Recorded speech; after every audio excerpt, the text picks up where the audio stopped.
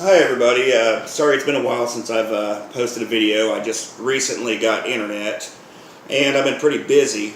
Anyway, I posted a previous video on how to use these Ferrari corkers, and I know all my videos have been short because I haven't had any internet.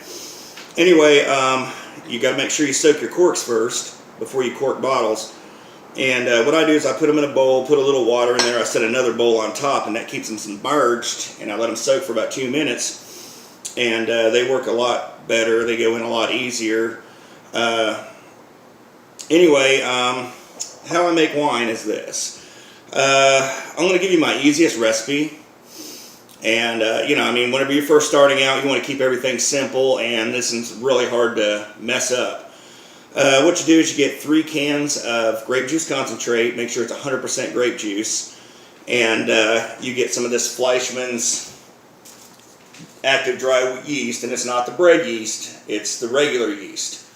Bread yeast works too fast, and the fermentation process will end really quickly, and it won't turn out right. You'll have a nasty aftertaste, and you probably even turn it into vinegar.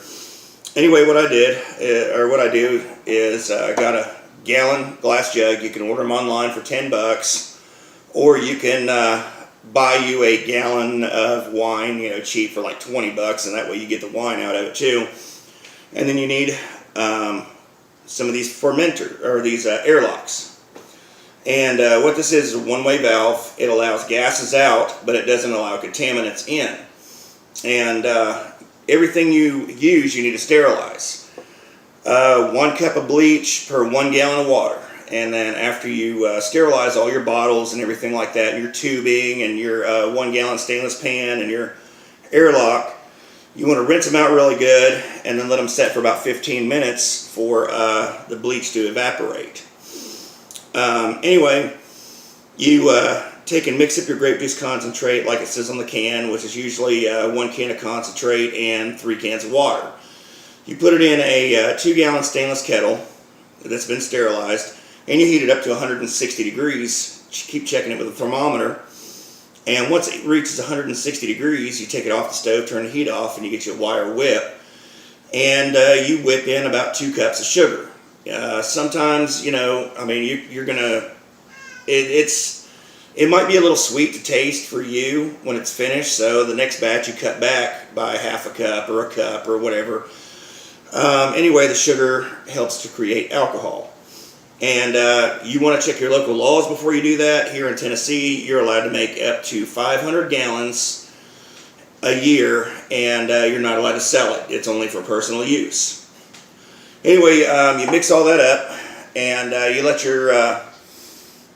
your wine cool down to 90 degrees, and you want to stir it once every 5 minutes until it gets down to 90 degrees, and then you add your yeast. If you add your yeast at 160 degrees, you're going to burn it up and you're not going to get anything out of it. You're just going to wind up waiting on it for nothing.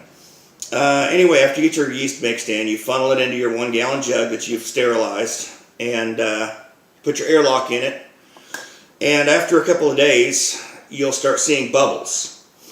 And that tells you it's working. If you don't see bubbles within a week, add half a package of yeast. Anyway, once it gets going, you want to have it in the sink. If you don't have it in a stainless sink, it's going to bubble up, it's going to be in your airlock, it'll run over, and you'll get a big mess. But about the first week, you're going to wind up getting wine bubbling up into your airlock, and all you do is just pop it out, rinse this out, fill it back up with water, put it back in until it quits doing that. And you probably want to rinse it out about twice a day until it quits bubbling up in there. Anyway, after about 4 to 6 weeks, you'll notice that your bubbles are slowing down. You'll start having tiny little bubbles going up the side. And after you get to the tiny bubbles, you want to give it about 2 more weeks. That way you don't have any more pressure or any more of the fermentation process going. Because if you put it in a bottle at that point and put a cork in it, you're going to blow the cork up or you're going to blow the bottle up. I mean, I've blown the bottom out of some of these bottles, so I know it'll do it. Anyway, you want to wait at least 6 weeks, or until you could shine a flashlight on one side and see the light really good on the other side, and then you know it's just about ready to bottle. When you go to bottle it, I've got a little siphoning trick that I use. I take 2 hoses. I've already filled these bottles here up. And I put one hose down, and you want to make sure it doesn't touch the bottom of the jug, because if it does, you're going to get yeast sediment in your wine. And then you put your second hose in here. You take a plastic bag and you wrap it around them. And then you go in between the two. Just like that, to make yourself a little gasket. And then you put this in your wine bottle. And then you blow in this tube. And what you're doing is you're pressurizing the jug and you're forcing the wine over into the bottle. That way you're not sucking on it or trying to create a siphon and all that crap. You could also use this technique to siphon gas out of your car if your fuel pump goes out. You just put a hose down in your gas, you blow into it until you get good strong bubbles, and then you put a second hose in it, make you a seal with a plastic bag, blow in this hose, and it'll come out the other one.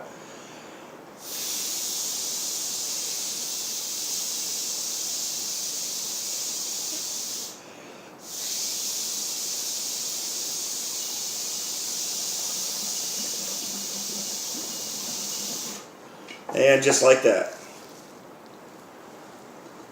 Alright, I'm going to move this stuff over to the sink.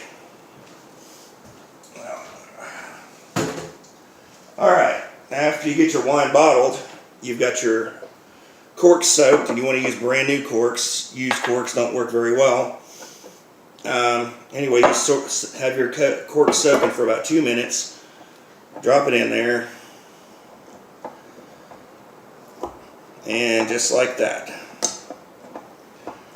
These cheap corkers, they don't normally push the corks all the way down. You can add a zip tie on top if they push it in too far, but if they don't push it down far enough, what I do is I just trim off the excess. And what I'm talking about the zip tie is you can put it right up here to adjust the depth, and I guess I need to probably take this off so I can get them down in there a little bit deeper.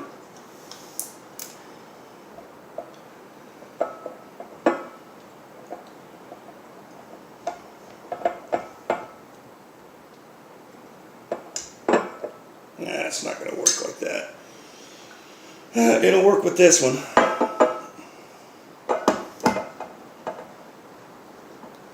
And now you can make wine out of all kinds of different things. You can experiment, make it out of fruit juice. I've heard of people making wine out of Kool-Aid.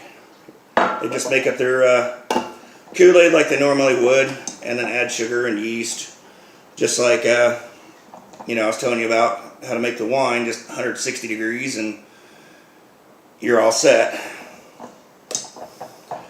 And now after I get them bottled, I usually like to let it set another 2 or 3 weeks in the bottles, let it age, and it'll come out a lot better. Anyway, I hope somebody finds this helpful. If you guys have any questions, leave them in the comment section. If you have any recipe suggestions or whatever, leave them in the comments and subscribe. I'll be having more videos coming up. And anyway, good luck.